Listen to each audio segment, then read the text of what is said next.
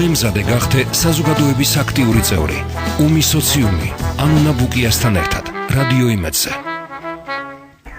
ჩემი ხმა გესმით, ეს იმას ნიშნავს, რომ უსმენთ რადიო იმედს და გადაცემას უმი სოციუმი, როგორც ვაანონსებდით, გადაცემის მეორე ბლოკში ჩვენ გავიცნობთ ადამიანებს, მოქალაქეებს, რომლებიც მოხალისეობრივად ახორციელებენ ძალიან საინტერესო პროექტებს.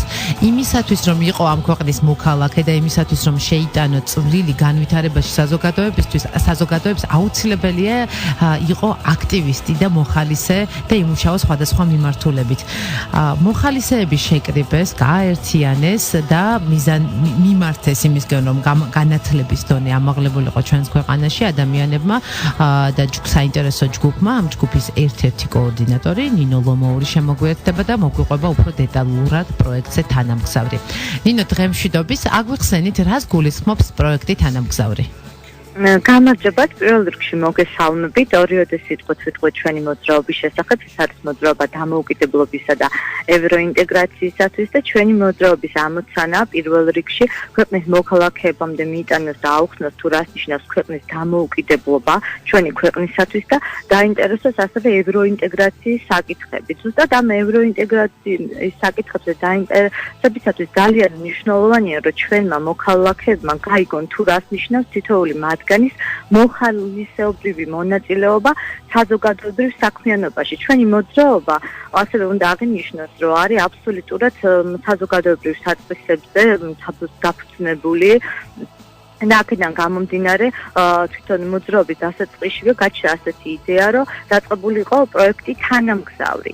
თანამგზავრი ისახავს მიზნად შეკრიბოს სხვადასხვა მოხალისე მასწავლებლები და ასევე მსმენელები, მოსწავლეები, რომლებიც დაესწრებიან გაკვეთილებს სრულიად უფასოდ და ისინი მიიღებენ ინფორმაციას და მისწავლიან სხვადასხვა საგნებს, მაგალითად როგორც არის ინგლისური, გერმანული, ასევე სოფლის მეურნეობის სხვადასხვა საკითხები, მეხილეობა და ასე შემდეგ.